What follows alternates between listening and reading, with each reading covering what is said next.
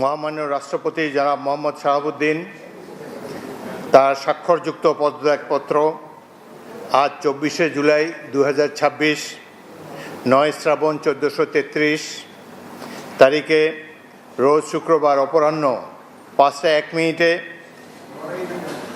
আমার নিকট পদত্যাগপত্র দাখিল করেছেন। ফলশ্রুতিতে সংবিধানের 54 অনুচ্ছেদ অনুযায়ী আমি রাষ্ট্রপতির দায়িত্ব গ্রহণ করেছি।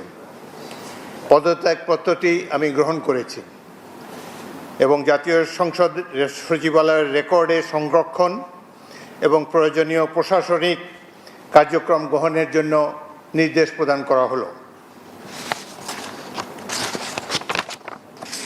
কেন তিনি পদত্যাগ করেছেন এটি নিশ্চয়ই জানার কৌতূহল আপনাদের মধ্যে রয়েছে।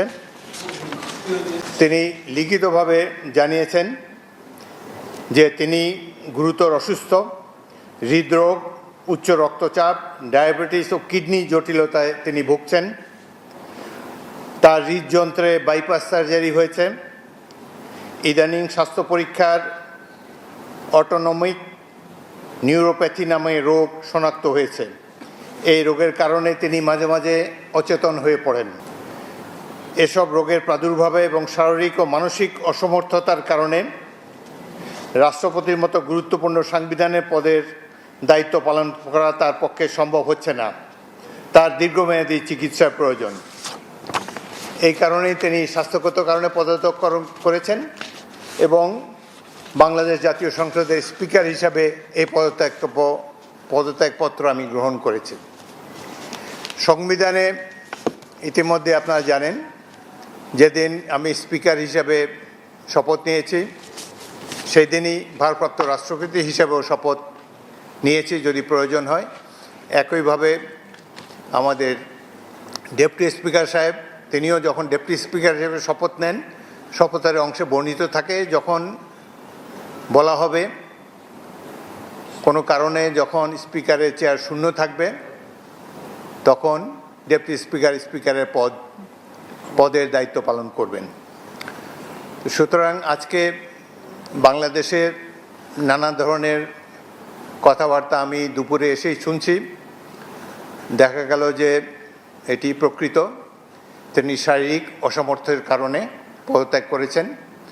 আমি তার মঙ্গল এবং সুস্বাস্থ্য কামনা করি এবং আমার মনে হয় তিনি মাফিয়া সরকারের আমলে নির্বাচিত হলেও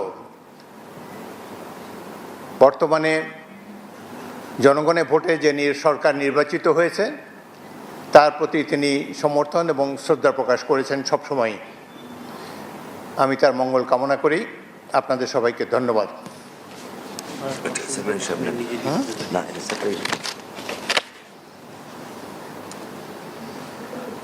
কোনো প্রশ্ন থাকলে একটা দুটো প্রশ্ন করতে পারেন। জি,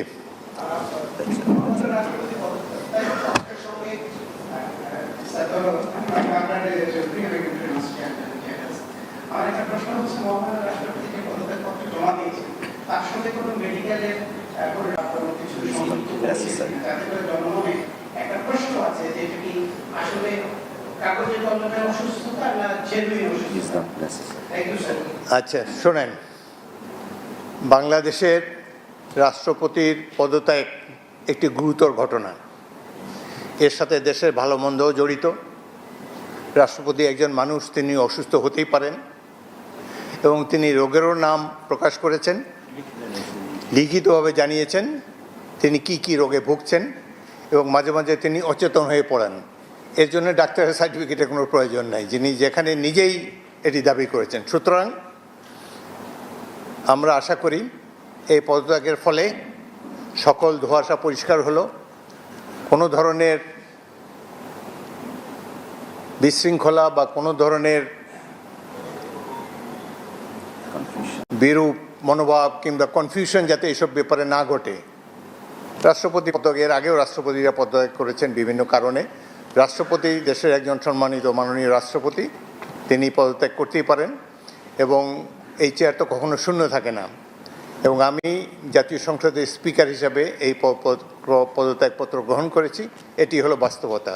আশা করি সকল ধরনের কনফিউশন এখন থেকে দূর হয়ে যাবে। আপনাদের সবাইকে অসংখ্য ধন্যবাদ। এই ধরনের প্রশ্ন করবেন না ভাই, কোনো কনফিউশন ক্রিয়েট করবেন না। দেখেন, এক minute please listen to me. আপনারা আমাকে স্পিকার হিসাবেও দেখেছেন, এর আগেও 40 বছর ধরে রাজনীতি করছি, আমি সরাসরি কথা বলতে অভ্যস্ত। সুতরাং